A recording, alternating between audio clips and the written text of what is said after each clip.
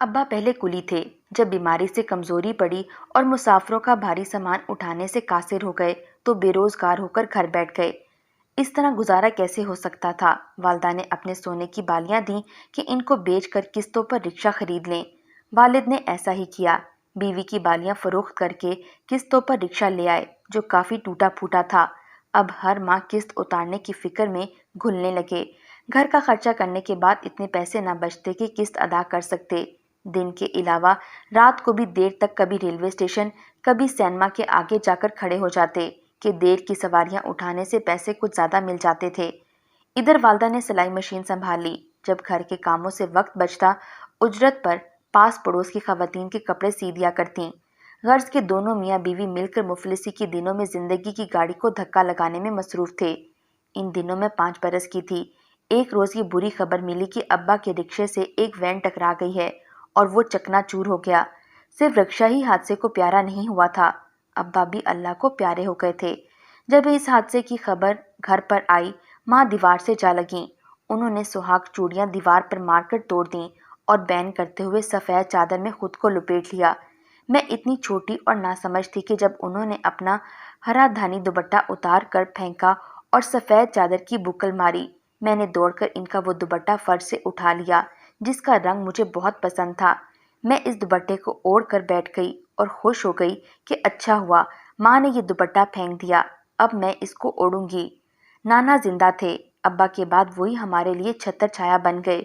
2 سال بعد جو ہی ان کی آنکھیں بند ہوئی، سارے زمانے نے ہم سے آنکھیں پھیر لیں۔ اس کے بعد مجھے نہیں یاد کبھی اماں نے خوشی کا کوئی تہوار منایا ہو۔ عید برات پر بھی ہمارے ہاں چولہا ٹھنڈا اور پتیلی خالی ہی رہتی تھی۔ پاس پڑوس سے عید کے سوغات تشتریوں میں آ جاتے تو ہم خدا کا شکر ادا کر کے کھا لیتے تھے۔ اب میں کافی سیانی ہو گئی تھی، گھر کا کام کاج کرنے لگی تھی، تبھی اماں نے گزارے کا مستقل ذریعہ اپنی سلائی مشین کو ہی بنا لیا۔ ایک پڑوسن کا بھائی کسی فیکٹری میں کام کرتا تھا جہاں دیگر گارمنٹس کے علاوہ ٹوپیاں بھی بنتی تھیں۔ ان دنوں یہ ٹوپیاں ہاتھ کی سلائی مشین پر بنا کرتی تھیں۔ پڑوسن نے بھائی سے کہہ کر اماں کو ان کی سلائی کا ٹھیکہ دلوا دیا۔ فیکٹری سے ایک آدمی گھر پر گٹری دے جاتا جس میں کٹائی کی ہوئی بغیر سلی ہوئی ٹوپیاں ہوتیں۔ اماں وہ تھوک کے حساب سے سیتیں اور صبح سے رات کر دیتیں۔ میں اسکول جاتی تو چولہا ٹھنڈا اور ہانڈی اوندھی پڑی رہتی، لیکن وہ مشین کے ہتھے سے ہاتھ نہ ہٹاتی کیونکہ مقررہ تعداد پر وقت مکمل کر کے دینا ہوتا تھا۔ 50 ٹوپیوں کی سلائی میں اجرت 3 روپے ملتی تھی۔ یہ سستا زمانہ تھا۔ مہینے بھر کی مشقت کے بعد اجرت میں اتنی رقم ماں کو مل جاتی تھی کہ گھر میں آٹا، گھی، دال، سبزی اور مٹی کا تیل آ جاتا جس سے چولہا جلتا رہتا۔ جب ماں سلائی مشین کے ہتھے کو اپنے گورے گورے خوبصورت ہاتھوں سے گھماتی تو دیکھنے والوں کی آنکھوں میں ان کی مخروطی انگلیوں والے نرم و نازک ہاتھ دیکھ کر بجلی سی چمک جاتی۔ سچ کہتی ہوں کہ میری ماں بہت حسین تھی۔ بیوہ ہونے کے بعد بھی نکاح ثانی کی امید میں کئی رشتہ داروں کی نگاہیں ان پر ٹکی ہوئی تھیں، مگر میری خاطر انہوں نے ایسا فیصلہ نہیں لیا۔ اپنے کندن سے روح پر غربت کا بھوت ہی مل کر بیٹھی رہیں۔ کالے سیاہ ناگن جیسے بال سفید دوپٹے میں یوں ڈھک لیے کہ پھر آنچل نہیں سرکایا، یہاں تک کہ ان کے بال اوڑھنی کے اندر ہی سیاہ سے سفید ہو گئے۔ ماں کو اپنے سیاہ و سفید کی کب فکر تھی؟ ان کی نظریں تو اب مجھ پر گڑی تھیں۔ میں جو امر بیل کی طرح بڑھتی جا رہی تھی وہ مجھ کو دیکھ کر یوں سمٹ جاتی جیسے یہ امر بیل ان کے سارے وجود پر چھا گئی ہو۔ آئے گئے سے کہتی، بہنوں دعا کرو عزت سے رحیلہ کو اپنے گھر کا کر دوں۔ پڑوس نے افسوس کرتی کہ رشیدہ تم نے اپنا رنگ روپ اس بچی کے پیچھے مٹی کیا ہے، دوسری شادی کر لیتی تو آج جوانی پر تم پر یہ بڑھاپا نہ آتا۔ خیر اب کیوں فکر کرتی ہو، تم بیوہ سہی، تمہارے نیک اطوار کے کارن یہ بچی ضرور کسی اچھے گھر میں بیائی جائے گی۔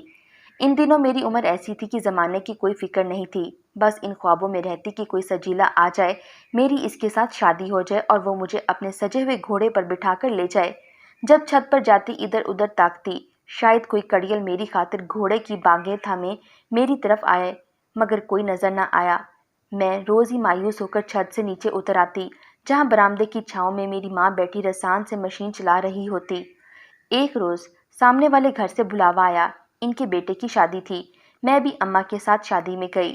جب عارسی مصحف کی رسم کرائی جا رہی تھی میں نے جھک کر دیکھا، دولہے کے عین سامنے ایک کونے میں مجھے ایک چہرہ اور بھی نظر آیا، صرف آنکھیں دکھائی دیں، بڑی بڑی سیاہ اور چمکدار۔ وہ مجھ کو آئینے میں گھور رہی تھیں کہ میری شکل اس میں نظر آ رہی تھی، بس پھر کیا تھا، ان دو آنکھوں کو گھورتے دیکھ کر میں تو دل تھام کر پیچھے ہٹ گئی۔ کیا خبر تھی کہ یہ دو گہری سیاہ آنکھیں عمر بھر میرا پیچھا کریں گی، ورنہ میں دلہن کے اوپر سے آنکھیں نہ جھانکتی۔ جتنی دیر شادی والے گھر میں رہی وہ آنکھیں میرا تعاقب کرتی رہیں۔ گھر تک بھی انہوں نے میرا پیچھا نہ چھوڑا۔ دوسرے روز دروازہ بجا۔ اماں در پر گئیں۔ ایک صاحب ہاتھ میں ٹرے لیے کھڑے تھے۔ بولے، امی جان نے ساجد بھائی کی شادی کا کھانا بھجوایا ہے۔ اماں نے کہا، اندر آ جاؤ بیٹا۔ وہ برآمدے میں پڑی کرسی پر بیٹھ گئے۔ اماں نے ٹرے دے کر مجھ کو کہا، کھانا نکال کر ان کے برتن دھو کر دو۔ میں نے خالی برتن ان کو پکڑائے تو انہوں نے زیر لب مسکراتے ہوئے میری آنکھوں کو جو ایک شریر پیغام دیا وہ میں نے دل کے کانوں سے سن لیا۔ میں نے بھی اس خاموش پیغام کی لاج رکھی۔ اماں سے نئی دلہن دیکھنے کا بہانہ بنایا شادی والے گھر چلی گئی۔ آدمی جتن کرے تو کامیاب کیوں نہ ہو۔ نئی دلہن سے میں نے 100 جتن کر کے دوستی لگا لی اور اب میرا ساجد بھائی کے گھر آنا جانا سہل ہو گیا۔ بعد میں ساجد کی نئی نویلی دلہن بھی اس کھیل میں ہماری شریک ہو گئیں۔ عاقب ان کے دیور تھے۔ بھابی نے دیور کی خوشنودگی میں میرا ساتھ دیا۔ یوں میری اور عاقب کی محبت کے پودے کو پروان چڑھنے کا ایک موقع مل گیا۔ بھابی کے تعاون سے میں اور عاقب ان کے گھر اکثر دنیا والوں سے چھپ کر باتیں کر لیتے تھے۔ اس طرح ایک روز عاقب نے مجھ سے شادی کرنے کا پکا وعدہ کر لیا۔ عاقب FSC کرنے کے بعد مزید تعلیم کے سلسلے میں بڑے شہر چلا گیا، جہاں اس کو انجینئرنگ کالج میں داخلہ مل گیا اور میں اس کے وعدوں کے سہارے اپنے جہیز کے دوپٹوں پر ستارے ٹانگتی گئی۔ اس نے مجھ سے خط لکھنے کا وعدہ کیا تھا اور میں نے اس وعدے کو اس کی بھابی کے ذریعے خوب نبھایا۔ وہ مجھے خطوط اپنی بھابی کے ذریعے بھجواتا اور میں بھی جواب لکھ کر اس کی بھابی کو دے آتی۔ وہ مجھ کو کہتی تھی کہ رحیلہ اداس نہ رہا کرو، بس تھوڑے دن رہ گئے ہیں، عاقب تعلیم مکمل کر لے تو ہم تمہیں دلہن بنا کر اپنے گھر لے آئیں گے۔ ان تسلیوں پر میں خوش ہو جاتی، مگر اماں مجھ سے نادان نہ تھیں۔ وہ جانتی تھیں مخمل میں ٹاٹ کا پیوند نہیں لگا کرتا، لہٰذا انہوں نے ایک اچھے گھرانے سے رشتہ آتے ہی میری بات پکی کر دی۔ اماں نے تو مجھ سے پوچھنے کی بھی زحمت گوارا نہ کی اور میں بس ان کا منہ ہی تکتی رہ گئی۔ اب رہ رہ کر میرا دم گھٹتا کہ جب عاقب آئے گا تو اس کو کیا جواب دوں گی۔ وہ تو مجھ سے وعدہ لے کر گیا تھا کہ میرا انتظار کرنا۔ ہمت کر کے ماں سے کہہ ہی دیا، مجھے کسی اور سے شادی نہیں کرنی، عاقب میرے ساتھ شادی کرنے کا وعدہ کر گیا ہے۔ اماں میری بات سن کر ہکا بکا رہ گئیں کہ یہ کیا بک رہی ہے۔ میں ماں کو مجبور کرنے لگی کہ عاقب کے گھر جا کر اس کی ماں سے بات کر لیں۔ اس عمر میں اپنی بے عزتی کرانی ہے؟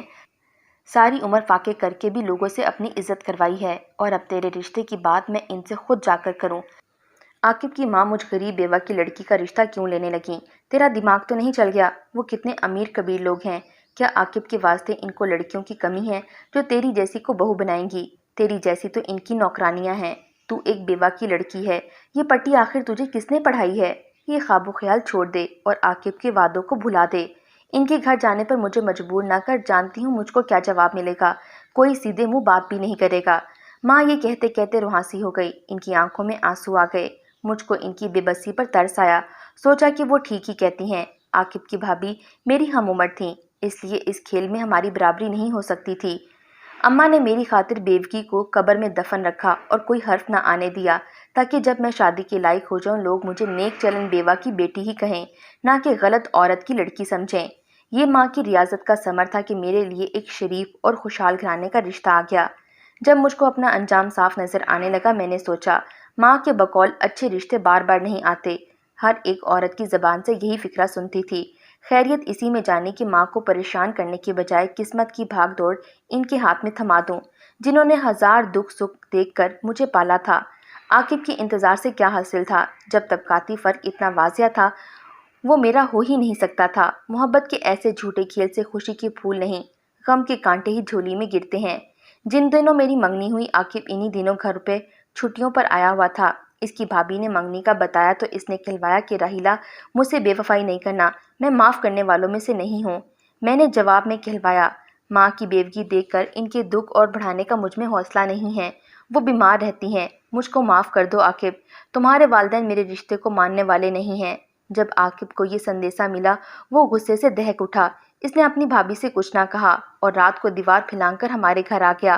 اماں دن بھر کی تھکی ہاری مشین چلاتے ہوئے گہری نیند سو رہی تھیں۔ وہ سیدھا میری چارپائی کی طرف آیا۔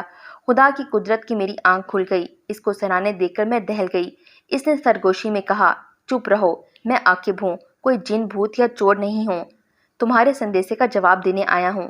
तैयार रहो, तुम्हारे खतूत मेरे पास हैं, तुम किसी से शादी करके तो दिखाओ, मैं देखूंगा कोई कैसे तुमको डोली में बिठाकर ले जाता है। तुमने कहा था कि तुम्हें घोड़े पर ब्याह ले जाने वाला दूल्हा पसंद है। मैं तुमको भरी बारात से अपने घोड़े पर बिठाकर ना ले उड़ूं तो मेरा नाम आकिब नहीं। मैंने उस वक्त जान छुड़ाने को कहा, अच्छा जो मर्जी कर लेना, मगर इस वक्त तुम जाओ। माँ की आंख खुल गई तो वो शोर मचाकर मोहल्ले वाले को जगा देंगी। आकिब चला गया। अगले रोज कुछ छुपाने के बजाय मैंने सब कुछ माँ को बता दिया। वो दुल्हन भाभी के पास गई, इनके कमरे में अकेले में इनसे बात की और खुदा का वास्ता दिया कि मेरी मजबूरी समझो, आकिब को समझाओ या फिर अपने सास ससुर को तुम राजी कर लो, आकर मेरी रहीला का रिश्ता मांग लें और इज्जत से इसको ब्याह कर ले जाएं। मुझे क्या इतराज हो सकता है इस बात में, इसकी मंगनी तोड़ देती हूँ। भाभी ने सास से बात की। वो तो ऐसे आग बगोला हुई कि बहू को भागकर अपने कमरे में छुपना पड़ा। दुल्हन भाभी को अंदाजा हो गया कि ये नामुमकिन है, इसके सास ससुर किसी सूरत मुझको बहू नहीं बनाने वाले। अब वो अपनी नादानी पर पछताती। आकिब को समझाया कि एक बाइज्जत बेवा की इज्जत को नलाम मत करो, इसका क्या कसूर है, जबकि तुम्हारे वालिदैन को ही रहीला कबूल नहीं है। अगर भगा कर ले जाने में अपने खानदान और एक गरीब बेवा की इज्जत अफजाई समझते हो तो ले जाओ भगाकर, फिर देखी जाएगी। गर्ज दुल्हन भाभी ने इस कदर समझाया कि बात आकिब की समझ में आ गई, क्योंकि इस मामले में दुल्हन भाभी खुद भी लपेट में आ रही थीं। इनके कहने पर आकिब अपने इरादे से बाज रहा। वालिदैन से बगावत का भी इसमें हौसला ना था, बस यही कहता था कि रहीला को चाहिए 5 साल मेरा इंतजार कर ले, तब मैं तालीम मुकम्मल कर लूंगा, खुद मुख्तार हो जाऊंगा, इसके साथ शादी कर लूंगा, जिस तरह से भी करना पड़े। लेकिन ये बात रोज़े रोशन की तरह आया थी कि इतनी मुद्दत का इंतजार मेरी माँ के लिए सुहाने रूह था। फिर क्या जमानत थी कि इसके बाद भी हालात हमारे मौकिफ रहते। आकिब दिल गिरफ्ता कॉलेज लौट गया। वो मेरे सारे खतूत भी भाभी को दे गया कि ये रहीला को दे देना, अपने हाथों से जला देगी। भाभी ने खतूत मुझे दे दिए, मैंने अपने हाथों से जलते चूल्हे पर रख दिए। इस तरह बेवा की इज्जत सरेआम रुस्वा होने से बची। फिर मैं माँ की दुआओं के साए तले रुखसत होकर अपने घर आ गई। नबील मेरे शौहर का नाम था, वालिदैन के इकलौते थे। 2 बड़ी बहनें थीं जो शादीशुदा थीं, बहुत अमीर घरों में ब्याही गई थी। नबील के वालिदैन भी खाते पीते लोग थे, मगर शाइस्ता, पढ़े लिखे और शफीक सास ससुर वाले ये किसी किस्मत वाली लड़की को ही मिलते होंगे। मेरा ख्याल रखते थे। नंदे मुझको चाहती थी, जब आती थी एक से बढ़कर एक कीमती तोहफा लेकर आती। मुझको अपने शौहर के घर से इज्जत, प्यार, ऐशो आराम, गर्ज सब कुछ मिला। फिर बच्चे भी हो गए, मैं अपनी जिंदगी में खो गई। वालदा ने घर फरोख्त कर दिया। नबील इनको अपने साथ ले आए। वो हमारे साथ रहने लगी। उन्होंने मेहनत तो मुशक्कत तर्क कर दी, अब वो मजीद मेहनत कर भी नहीं सकती थी। आकिब तालीम मुकम्मल करने के बाद अमेरिका चला गया। इसने वहीं शादी कर ली। अब्बा का मकान बिका। फिर मैं इस मोहल्ले में ना गई। नहीं मालूम आकिब और इसके घर वालों का क्या हवाल है। भाभी से भी राब्ता ना रखा। अल्लाह ने माँ की दुआओं से हर खुशी मुझे दी और मैंने आकिब की मोहब्बत को लड़कपन की भूल समझकर भुला दिया।